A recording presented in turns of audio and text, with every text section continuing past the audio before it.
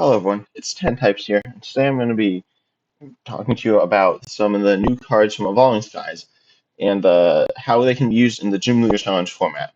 So first of all, if you're not familiar with the format, it's a custom format made by Andrew Mahone or Tricky Gym that is singleton, meaning you can only have one copy of each card other than basic energy. It is monotype, meaning you only have one type of Pokemon, for example, grass, lightning, or fire. And it is also has no rule box Pokemon such as VMAX and V's, tag teams, all of those types of cards, as well as no A-Spec cards or ancient trait Pokemon.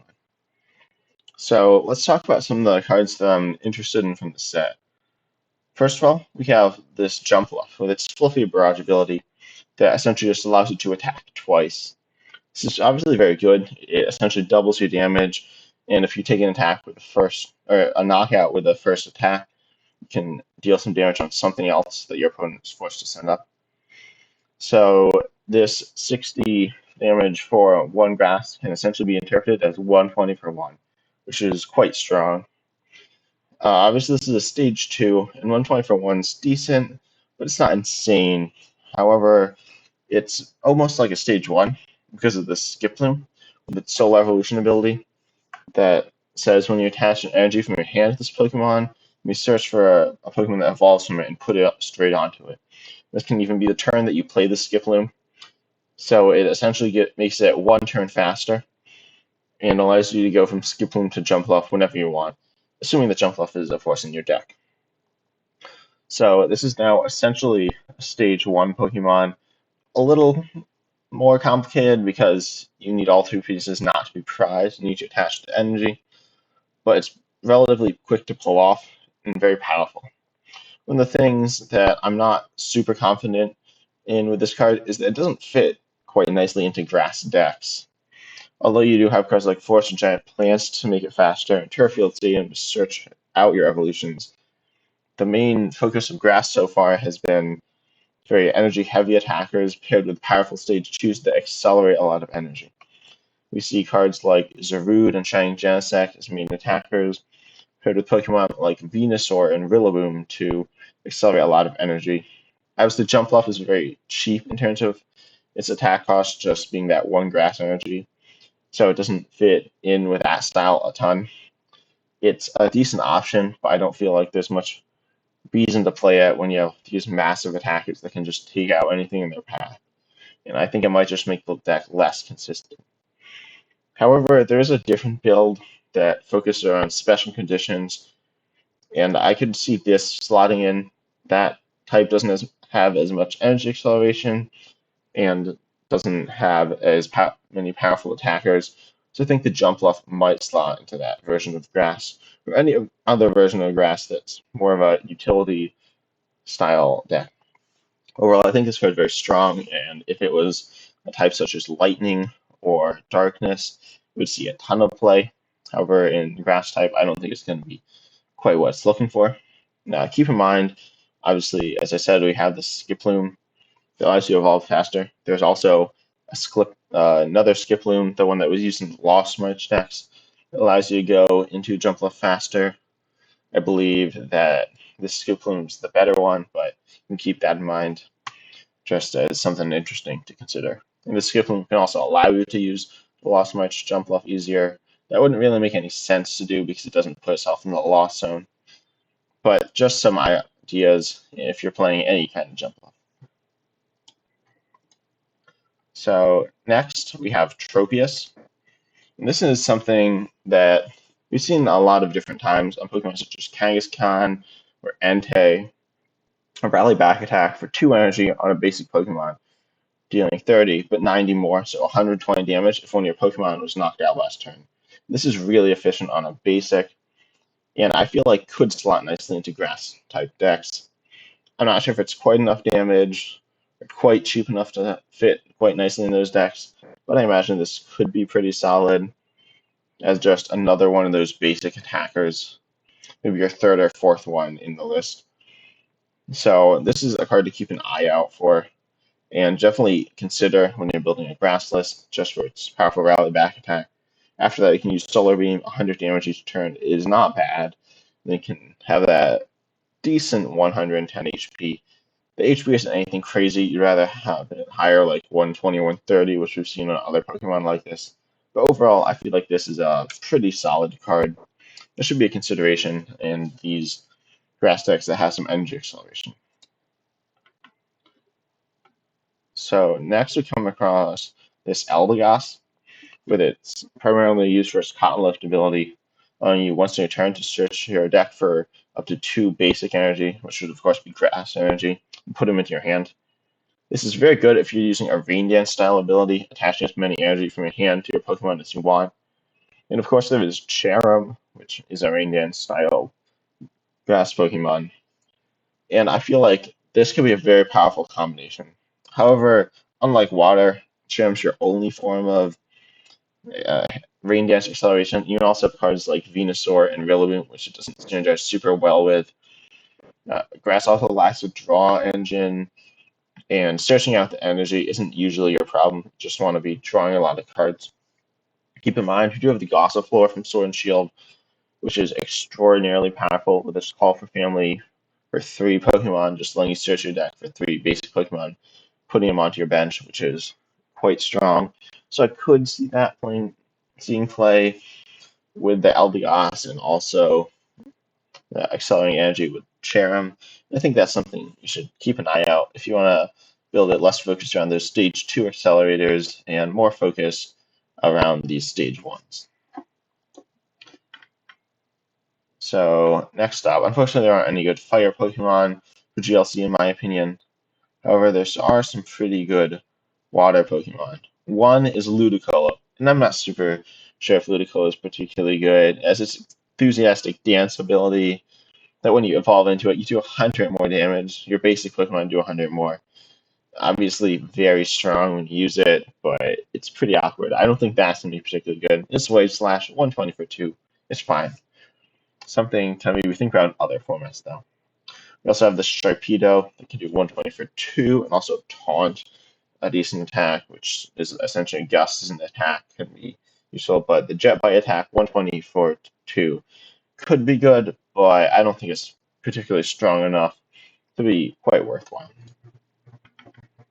You do have this Milotic, which essentially stops you from getting hand-disrupted by cards like N, Marnie, Judge, but again, I don't think it's quite strong enough.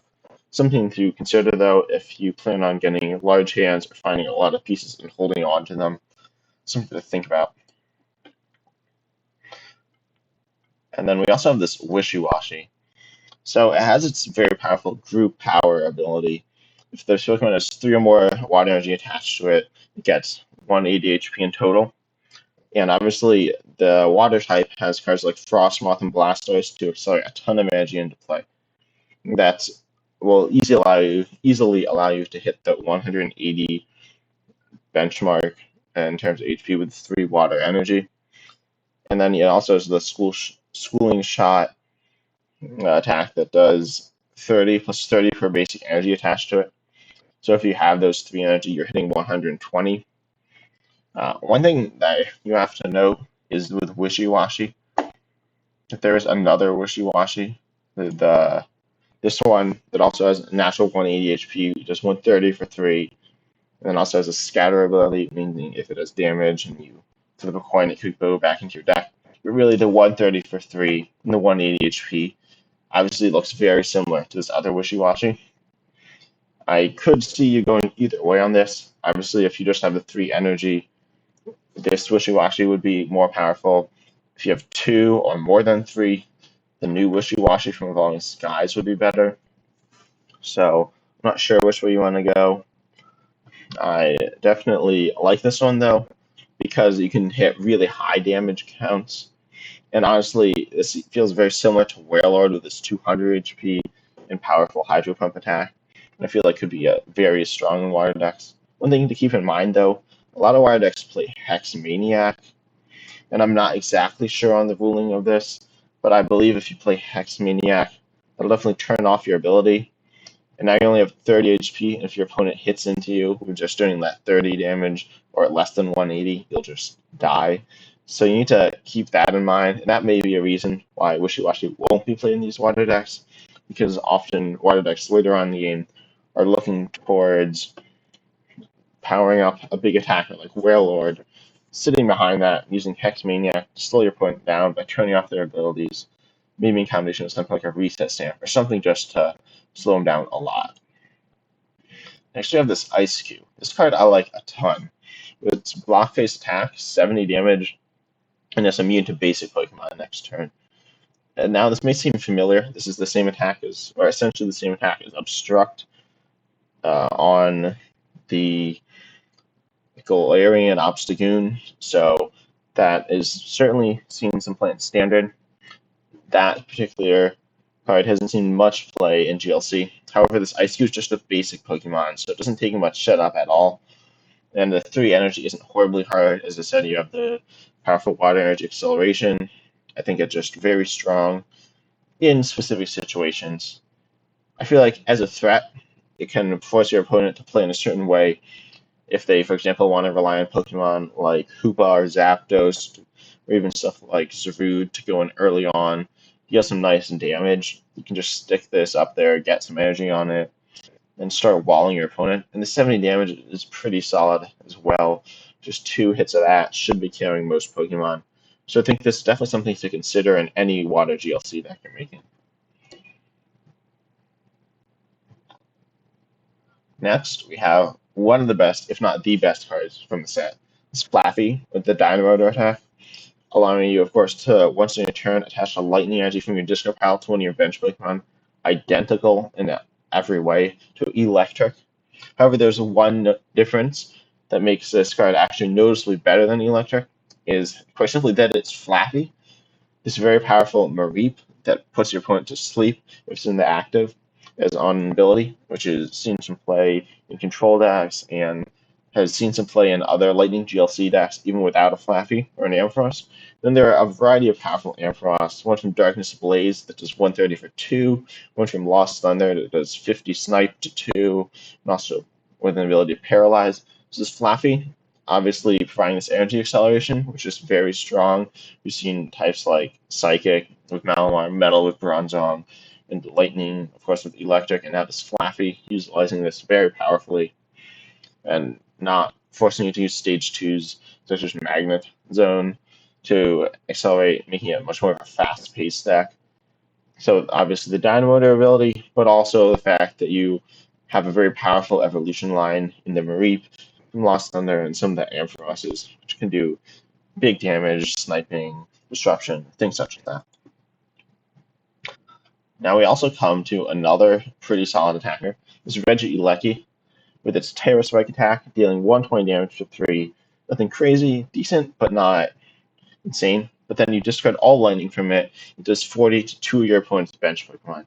This pairs very nicely with a lightning spread style deck, with cards such as the aforementioned Ampharos, and things such as Alolan Raichu from Unified Minds, dealing spread damage with its Electro Rain attack.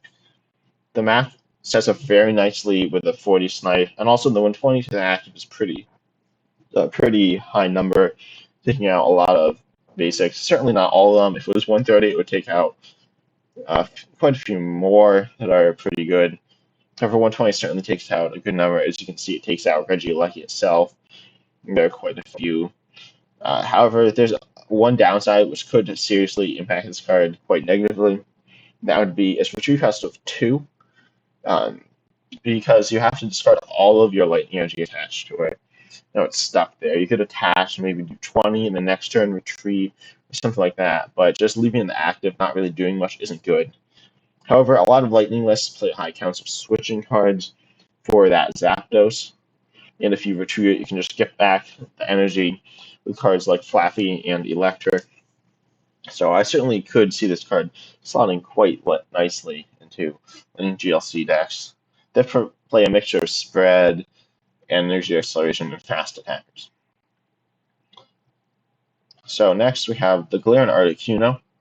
This card is one of my favorite cards from the set, and honestly I think it's extraordinarily powerful.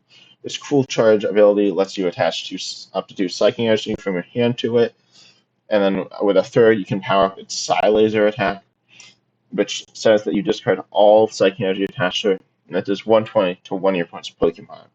So most Pokemon, specifically support Pokemon, don't have that much HP. So essentially, you can just play it from your hand and KO one of your opponent's Pokemon.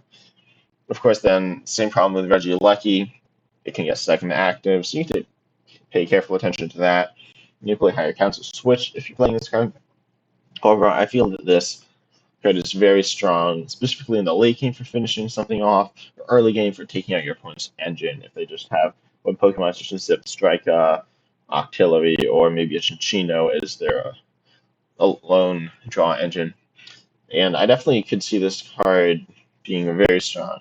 It could also be used in other ways, such as allowing you to get more energy on the field for cards such as Cresselia to deal more damage. And I just think the card's very strong when used at the right time.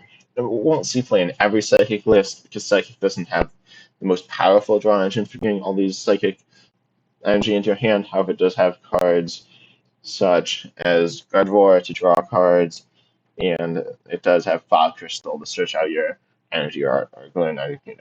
So this should definitely be a consideration, specifically in lists where you're playing high counts of basic energy, possibly with a drawing Gardevoir. Next, we do have the Swoobat, an interesting little attacker here, one that I kind of like. If you have the same amount of cards in your hand as your opponent, it just 80 more damage to 110 for just one. It's pretty solid on stage 1. And I could see play, kind of fun, and I imagine obtaining the same number of cards in your hand as your opponent should be obtainable most of the time. Definitely times when it's awkward and not ideal, but generally your opponent won't have a massive hand, and obviously cards like Marnie or Judge, you can shrink it down. Same thing with N. So if you're going for a quick attacker's Psychic deck, this could fit in. I don't think it's super great, but just a consideration.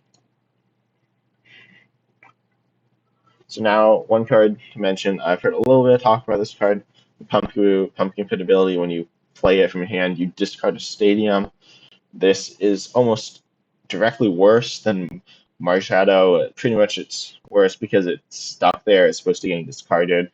Also, you can't play it preemptively, so it just usually works. However, if you are evolving into a Gourgeist, which there are a few of, which spread, stuff like that, then this might be the pumpkin move for you. And speaking of Gourgeist, we have this one with the Pandemonium Attack. I don't think this is the way you'd want to play Psychic, but just an interesting card. You reveal the top 6 cards of your deck.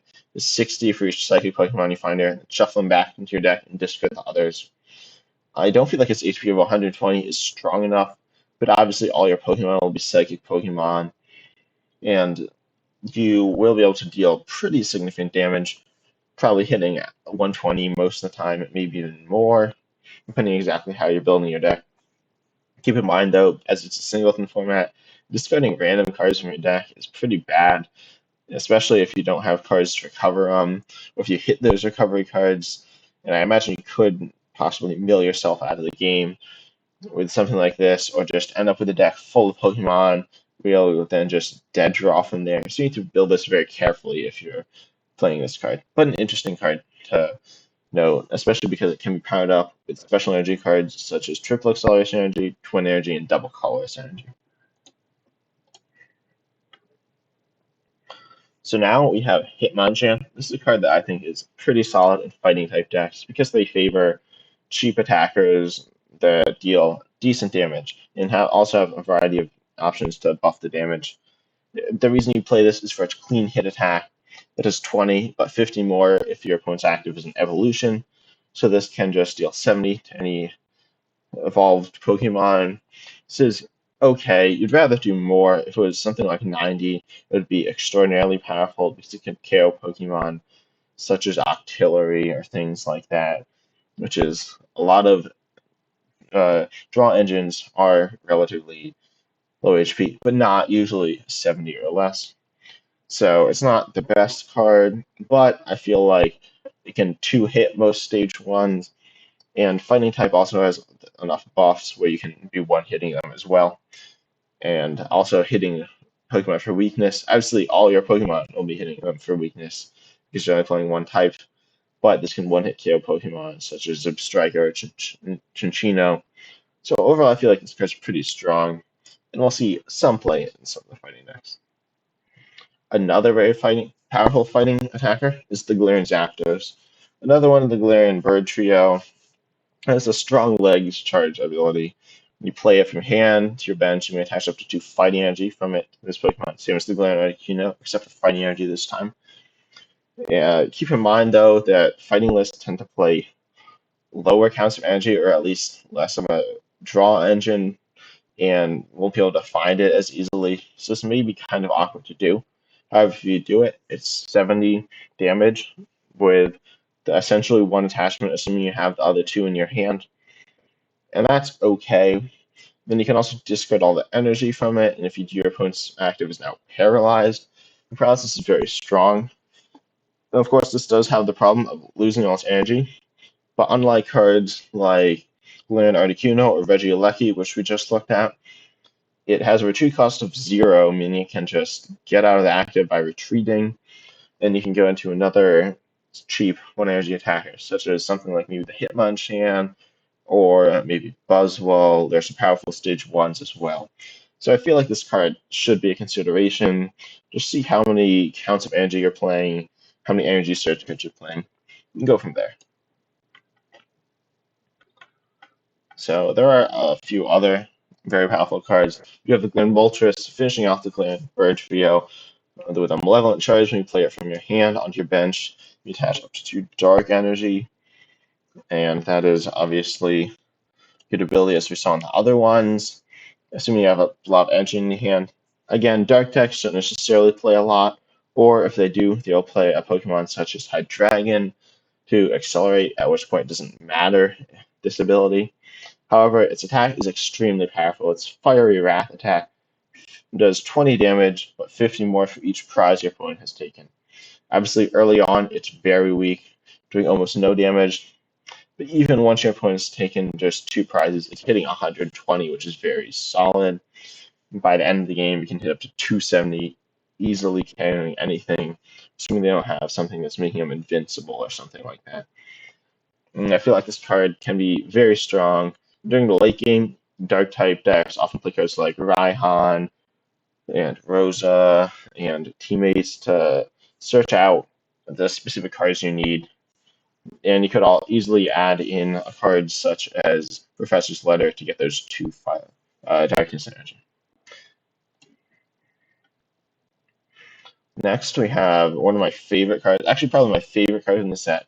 This is Zoroark with its Phantom Transformation ability, essentially letting you switch it with the stage 1 from your discard pile.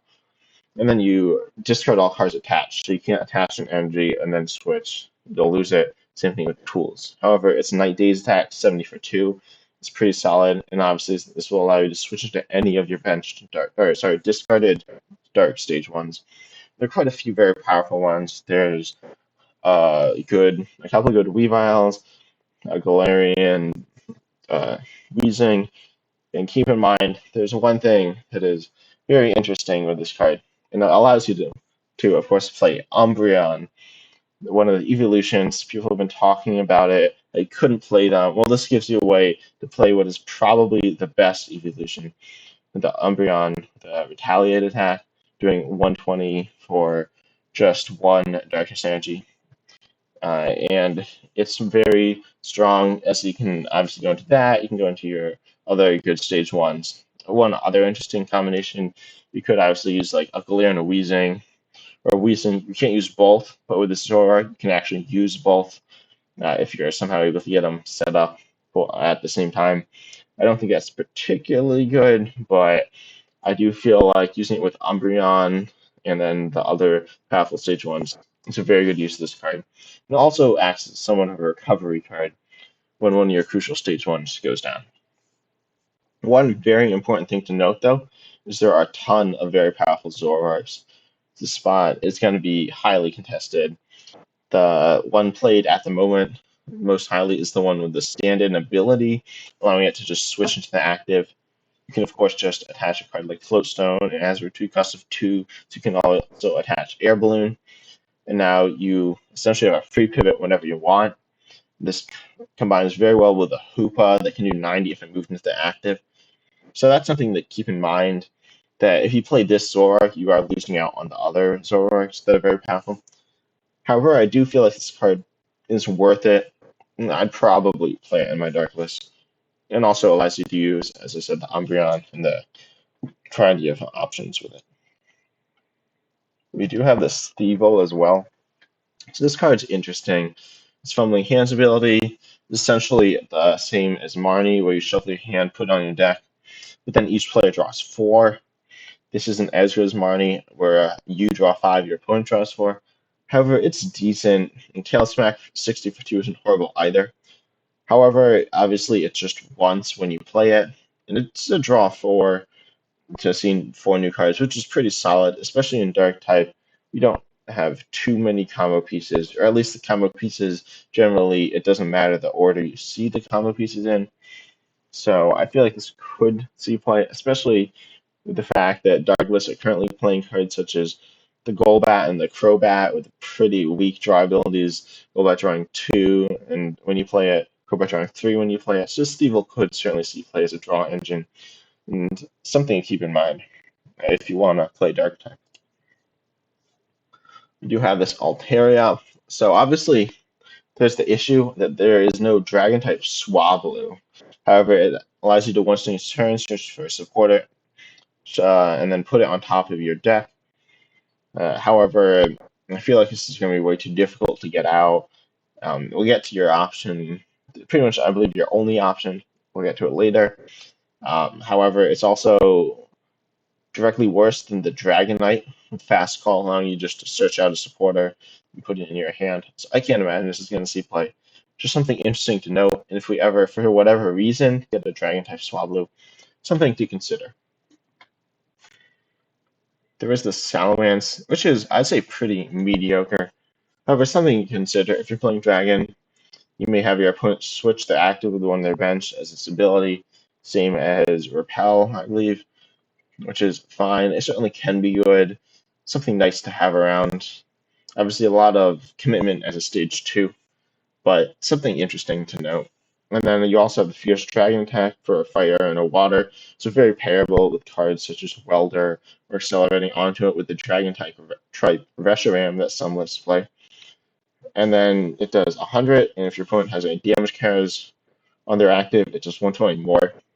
If it doesn't have any damage counters on it, you're probably not KOing it, assuming it's relatively in the game. Assuming that it does, you are KOing it.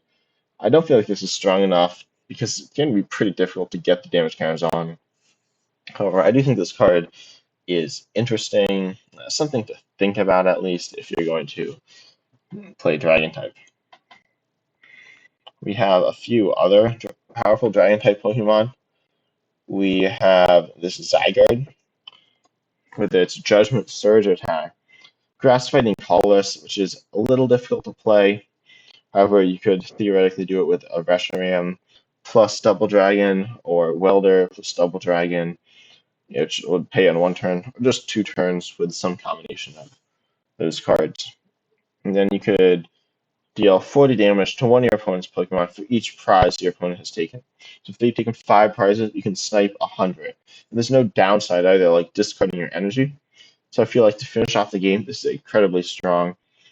And even in the middle of the game, if they've taken 3 prizes, that's still on 120 snipe, which is very solid. As I said earlier, Ludical and Articuno.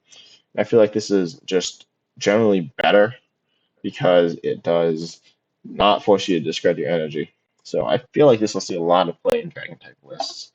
And I'm interested in seeing how this will go. Next, we have this Drampa, which is pretty payable with its water and fighting. No specific acceleration. You do have Double Dragon, though. And then if any of your bench Pokemon have any damage counters on it, it does 90 more, so it would do 160 damage, which is 2. Obviously 70 if you don't have any bench Pokemon with damage counters on it. Similar to Drampa GX, which did pretty well. However, I'm not sure if this is strong enough, if you can actually get the damage counters on easily enough. You have cards like Rainbow Energy, and there are some other options as well. But I'm not sure if this is going to be quite what you're looking for. Something to keep in mind, though, is an interesting Dragon-type attacker. If you have this Flapple, of course, there's no Dragon-type Appleton, which is unfortunate. Same issue with Alteria, so not really playable, but if for whatever strange reason we get Dragon-type Appleton, or some other way to get Dragon-types onto the bench, this is a card to consider. It has a very powerful Acid Mucus attack, 50 for each opponent's Pokemon to play that has an ability, and just very, very nice. Can do a ton of damage. Same as one of the Dark-type Weaviles that I've seen a ton of play, or at least very similar to that. And just something quite nice. I could very easily, if it is somehow able to get into play, see it in a Dragon list.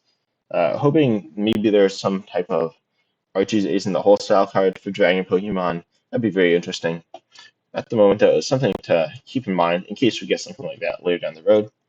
We also have an Appleton.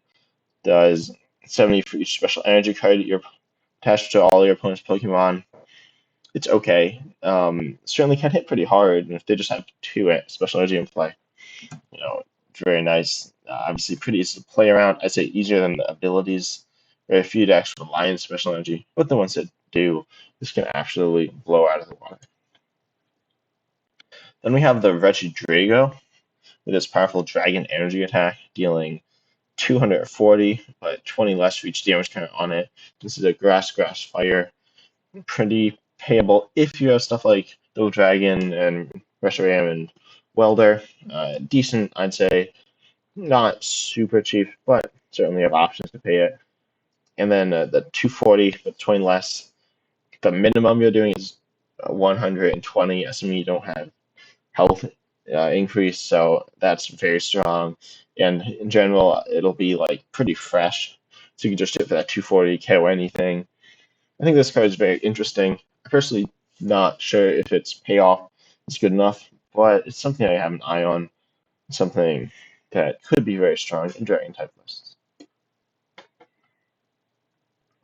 Next, we have the Smeargle, which is very interesting with its Fly Painting attack.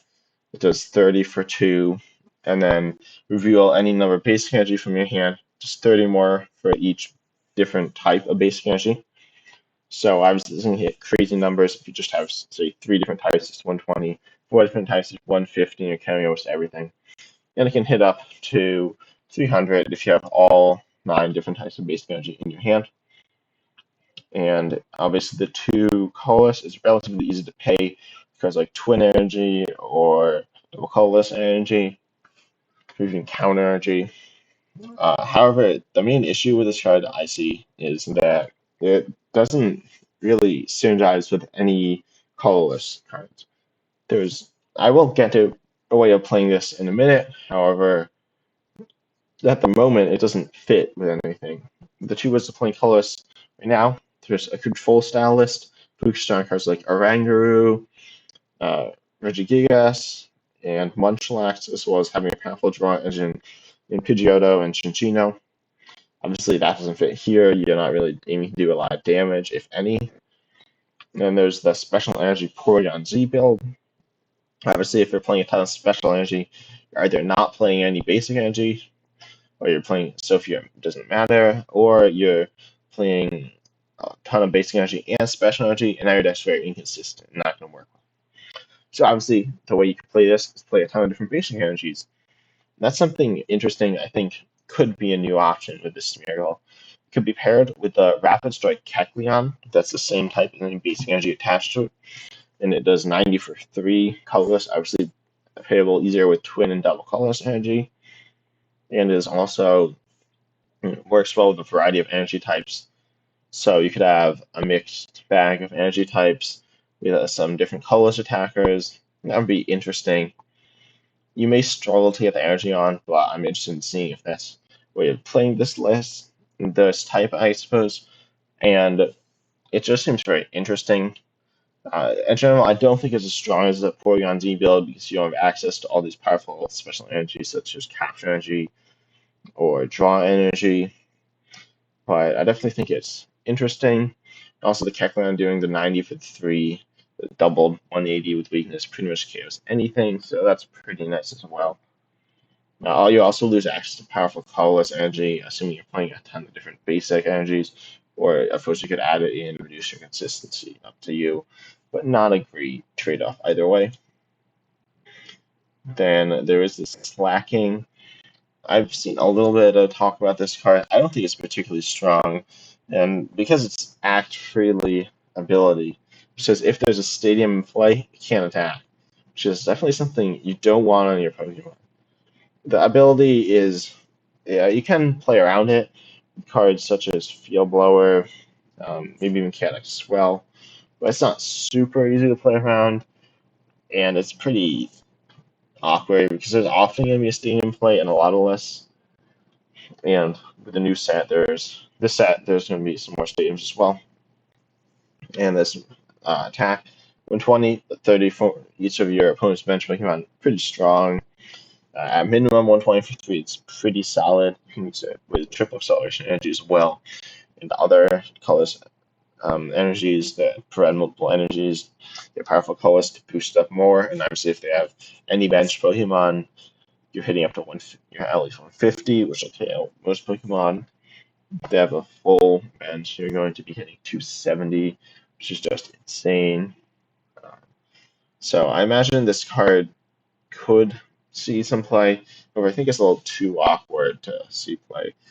And obviously it would be in the Porygon Z build, because control build, you don't want to be playing this to do a lot of damage. And also there's another slacking for control. However, I definitely think this could be pretty interesting, seeing some of those Porygon Z colorless toolbox style decks.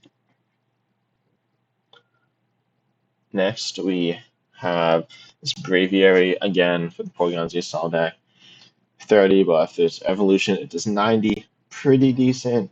Instead, it will KO stuff like draw engines like Artillery or Electrode. Also can KO electric acceleration like Malamar or Electric. So pretty decent. And with 110, you can KO with a powerful colorless. You can KO stuff like Zebstrika.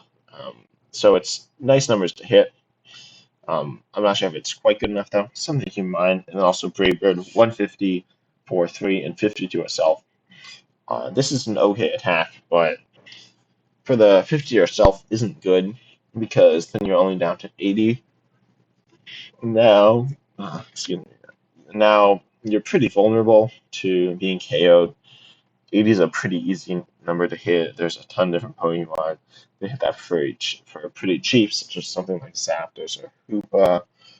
So overall, I think it's not the best Pokemon, but certainly an option. So now we have this Talonflame, which is pretty interesting in my eyes. So that's Clutch Attack, 40, the defending Pokemon can't retreat. That's pretty nice, but more importantly, the Nitro Dive. For 2, it does 80, which is fine, but not particularly good.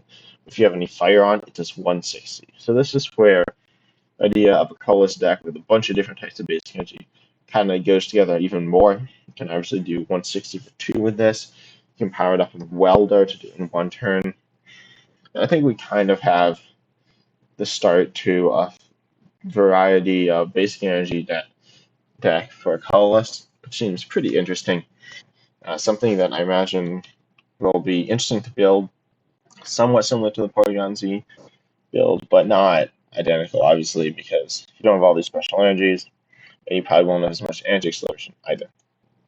So onto the trainers. Now we have Boost Shake. And this is a trainer, an item card that allows you to do a search for a Pokemon that evolves from it, put it onto that Pokemon. Very similar to Evo Soda, except it can be used the turn you play the Pokemon. Obviously, now it has to have some downside, and the downside here is that your turn ends, which is not something you want. It's only really particularly good if you really want to get Pokemon to lock your opponent.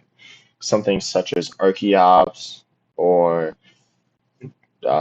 something like Galarian and Weezing. Obviously, some very powerful Pokemon, as well as something like Trevenant for item lock. However, a lot of these Pokemon have the pre-evolutions have the Ascension attack, meaning they can get into it much faster with just and their attack, only taking 1 more energy, not using a specific item though. So that'll be generally more consistent. So the really The main reason you want it is if you go first, and on your first turn you can find this. So with something such as a trainer's mail or acrobike. So you'll need to kind of warp your deck around it and hope you get it and have all the combo pieces. So I don't think this is quite strong enough early game to be worth it. The fact that it's almost useless late game, can play it, but then whatever you evolve might just kind of die, or you're just giving your opponent a free prize or hidden to you. So I don't think this card's quite worth it. Something to keep an eye on though. Next we have the Crystal Cave Stadium, and this is the same as the Rough Seas Stadium, except for different types. It allows you to heal 30 from each of your Metal and Dragon Pokemon, so obviously in those types of decks you'll think about this card. And I think this might work pretty well with the Metal type. It allows for a very tanky build, and I think that's very powerful. The Metal type has a ton of damage reduction cards, so it works quite well with those, and you can just heal off all your damage. You can also retreat into something else and heal off damage from a bunch of Pokemon if your opponent's hitting you with spread or hitting into different Pokemon. And I feel like this card can certainly be very strong. I'm not sure if it's quite good enough, and obviously if your opponent bumps it and you're building around it, you can't really do much. You can maybe try to use a card like License Trump card or Loose Me to get it back, but I don't feel like it's quite consistent enough. However, I do think Metal type will consider this card, and Dragon type might as well. We have some more of the Glove cards, just doing 30 more to your opponent's active Pokemon of a certain type. Digging Gloves are Fighting type. Not super good. I think personally, Struggle Gloves is better. The types that I'm worried about fighting would be Lightning, so you could play that. Digging Gloves maybe if you have a Pokemon like Zapdos, you can hit into that. But generally, the gloves I don't think are super strong. Very situational as well. Now we have one of the coolest and most interesting cards from the set, Dream Ball. You can only play this card if you take it as a face down prize card. And then before you put it into your hand, you can actually put it into your hand as well. You need to play it right then and there. So if you don't want to play it then, well, too bad. You search your deck for a Pokemon that would put it onto your bench. So this is any Pokemon, basic, stage 1 or stage 2, goes straight down. Obviously, this is probably right after you took a KO, so you're not going to be using that Pokemon that turn. So your opponent could just gust it up and knock it out if they have that in their hand, making this essentially worthless. And it's hard to get it in there. Really, the only way to get it in there is with Peonia. There may be some other options, such as there's a Mr. Mime, which can do that, but generally, there aren't great options. I think Peonia is probably your best bet. However, this is quite powerful and allows you, most importantly, to cheat out other Pokemon, such as some of the evolutions that can't be gotten into play any other way. Stuff like the Alteria, the Flapple, the Dragon type that don't have any pre-evolution of the same type. You can use a Dream Ball, mess around with that, and get something interesting. We also have Full Face Guard, just a tool. You take 20 less from attacks. This is directly worse than Hard Charm because it just has to be on a Pokemon with no abilities. It can certainly be used in some decks, but obviously you need to want Hard Charm first. I don't think it's going to be particularly good. Something to think about, though. So now we have one of the best cards, again, if not the best card in the set, competing with Flappy, I'd say, is Reihan. You can only play it if one of your Pokemon was knocked out during your opponent's last turn. And then you attach a basic energy from your discard pile to one of your Pokemon. And if you do, you search your deck for a card, put it into your hand, and then you shuffle your deck. So this is very similar to cards such as Rosa or Teammates. However, it only searches one card, but then it accelerates basic energy from your discard pile to your Pokemon. Obviously, energy acceleration is very strong. I personally don't think it's as strong as Teammates or Rosa, but in some decks, I imagine this will see some play, specifically Dark type. I believe people have been testing that. Keep in mind, you can only search your deck if you attach the basic energy. So make sure you have basic energy in your discard pile. So you probably need to be playing higher counts of basic energy. Of course, later on you'll probably have it, but something to keep in mind. And then at that point, if you have no basic energy, it's just a dead card. If your opponent gets energy back in the deck, it's something like a Lysander's trump card. So now a dead card as well. So something to keep in mind. Now we have a Rapid Strike scroll. Scroll of the Flying Dragon. It's a meteor attack. You discard for a fire and a lightning. You discard 2 energy. The Pokemon this card is attached to, and it does 90 to one of your opponent's bench. Obviously, it has to be a Rapid Strike Pokemon. This is strange, like very strange. Obviously, it could be used. Some of the Pokemon that come to mind. There's Zygarde which is a Rapid Strike Dragon Pokemon. You can just attach a Double Dragon, attach a Scroll, and you do 90 Snipe. This is really interesting, really strange as well. Um, I don't know. Maybe someone will be able to pull something off of this. Interested to see. Pretty awkward though. You need to have it on a Rapid Strike Pokemon. It's Fire and Lightning, which is neither of those are the Rapid Strike types. So it's probably not in the Water or Fire. Sorry, Water and Fighting deck, which are the Rapid Strike types. So probably will need to wait some more sets for more Rapid Strike Pokemon, or mess out with something pretty weird to get this to work. We also have Rescue Carrier, a very powerful item card that's for recovery. The 2 Pokemon, each with 90 or less HP from your discard pile into your hand. Same as Level Ball, obviously Level Ball from your deck, putting 2 Pokemon, or a Pokemon from your deck into your hand. This is recovery. So if you have relatively cheap, relatively weak Pokemon, I should say, it just allows you to recover those quite nicely, and is very powerful if that's all your deck's built. I don't think this card's necessarily strong enough, though. It doesn't really recover many main attackers, or it does recover some support engines, but usually then you might be playing then it's like a stage 1, such as an Alterio or Electrode, and you might want to play a supporter that shuffles your hand or discards your hand. So then it's kind of pointless. Obviously, you get the basic into play.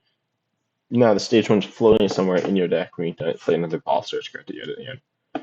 Interesting card though. Something to consider. Look at your health, your hit points of your Pokemon. See if this seems like something that could work. Again, another set of the gloves, rubber gloves against lightning. I don't particularly think this is a great card. Maybe something like water could play it. Maybe if you have colorless with a lot of lightning weak Pokemon, but generally, as I said, struggle gloves, I think they catch stronger. Rubber gloves, not particularly great. Anyways, shopping center, an interesting stadium, just letting you put, once in your turn, a tool attached to one of your Pokemon into your hand, possibly a psychic type tool drop style deck. Could play this. Something interesting going on there. However, I don't think it's quite strong enough of an effect to play as a stadium. But if you really, for example, want to bump opponent's stadiums but don't have one you want to play, this is a card to consider. Now we have Single Strike Scroll of the Fanged Dragon. Another scroll can be only attached to Single Strike Pokemon with its powerful, super strong slash. For a fighting 2 metal and 2 colorless, you do 300 and discard all energy from it. This card's kind of bad because it's really overkill and really unpayable, but something interesting, and I'd be interested in seeing if someone plays this card. These cards that add attacks are always very interesting and allow for some interesting situations. Next we have Spirit Mask. This tool, when your opponent hits into this Pokemon, your opponent just discards a card from their hand. Of course, they choose. Sometimes it could help them, and usually it won't be horrible, but it does kind of encourage them to have a slightly larger hand size. And something generally interesting. In a control style deck, this could also be really powerful. Specifically, Colors Control. Colors Control has an interesting build where essentially your opponent has to have exactly 4 cards in their hand at all times, or else some of those cards, or all of those cards, are going away. And the way they do this is with Persian. If your opponent has more than 4 that attack with a make and pay attack, you discard cards in your hand, and they choose which cards, as well as the delinquent supporter. If your opponent has, well, it doesn't matter how many cards, but if there's stadium play, your opponent discards 3. Obviously, your opponent will choose. So we'll keep draw supporter, or whichever is most important, which is the card that you most want to get rid of. So maybe attach a Spirit Mask, make it even more tricky, make him lose some resources, and make him have to think really hard to get just the right hand. So the really powerful stadium from the set would be Stormy Mountains. Same as Brooklet Hill, which is super strong than Water and Fighting. It just allows you to search for a basic Pokemon, put it onto your bench. The Stormy Mountains specifically is a Lightning or a Dragon Pokemon. It's pretty much an auto inclusion in any of those types of decks. So I'd highly recommend if you play either of those types, you get this card. You always need your basic Pokemon. This gets them pretty well. Of course, it can be bumped, but if it just gets bumped immediately, it's the same as a Nest Ball, which is a very good card. Again, if it doesn't get bumped, it's really good because you can search multiple Pokemon, and you can just use it as a stadium bump. If your opponent has something like some really oppressive stadium for you or really helpful for them, you can just get rid of it. Obviously, your opponent could have Chaotic Swell, but that's really the only way it's worse than the cards such as Nest Ball, and that's currently not seeing much play. Now we have Switching Cups. So in standard format, people have gone over reviews, of course, and said Switching Cups is really, really bad. However, I don't think it's great, but it's the same as the Orangu's ability. Switch a card from your hand to the top card of your deck. Obviously, if you're not playing colors, you don't have access to that Orangu. And if you are playing colors, you might be playing another Orangu. So this allows you to do certain combos. For example, with the Mr. Mime, put the top card of your deck into your prizes, and take another card out, can be comboed with that. And there's some very, very interesting combinations right there that Switching Cups allows you to do that aren't otherwise viable because you don't have access to putting a card on top of your deck. So you also have a new Gusting Heart, and this is a Gusting item and no coin flips. So you can switch one of your opponent's bench Pokemon. There's 50 HP or less remaining with their active Pokemon. Just gust up some with 50 or less HP. So there's 2 uses for this, or maybe 3. So you can gust up a Pokemon such as Snom, which has 50 HP. Just KO it. If it's something like there are some Squirtles that don't have more HP than that, a few Pokemon. However, most Pokemon have more than that. Most basic Pokemon that evolve into weak stage 1s even have more than that. Usually the minimum is 60, so it's not particularly useful for that. However, if you have dealt damage to your Pokemon on the bench by sniping, or dealt damage to the active and they've retreated, and it has 50 or less, you can use Toy Catcher to gust them up and either stall them or just take the KO more likely. So I feel like this card is very, very strong. Sometimes, depending exactly how your deck's built. If your deck's generally weaker, 2-hit KO style of deck or a spread style of deck, this could be very interesting. And I'm interested in seeing if this card is good. I'm not sure either way. Definitely inclusion in more weaker decks, though, I think. As another Gust card and a Gust item, which is very strong because you could play a card like Press's Research Digging for this card.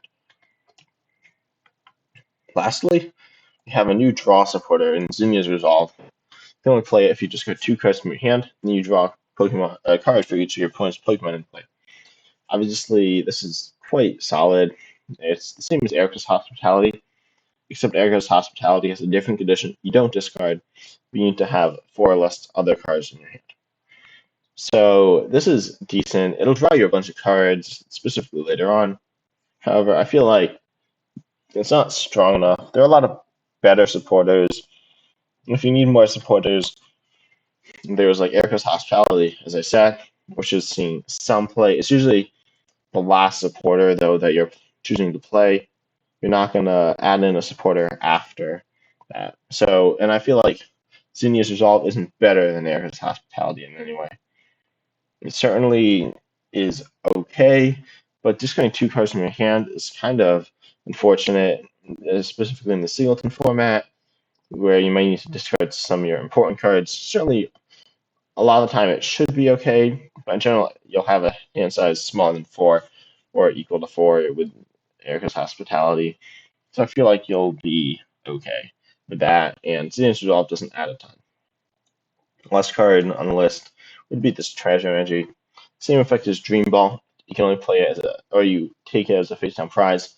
You can use it, you just attach an energy, essentially an extra attachment, maybe colorless special energy Porygon Z style deck could play this. That'd be pretty interesting. Maybe some other type of deck that's using the Dream Ball could play this. You can also play this as just a colorless energy for no gain, which is why Porygon Z deck could use it. Something interesting, something to note. Overall, I feel like Evolving Skies introduces a ton of very interesting, very powerful cards to Simulate Challenge format. And some that aren't as strong either. I feel like the most important ones are the Flappy and the Reihan, but of course some other nice ones as well.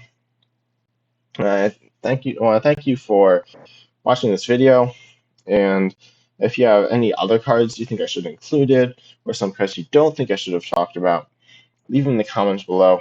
If you liked the video, of course, leave a like, and if you really liked it, I appreciate it if you subscribe. Thank you for watching.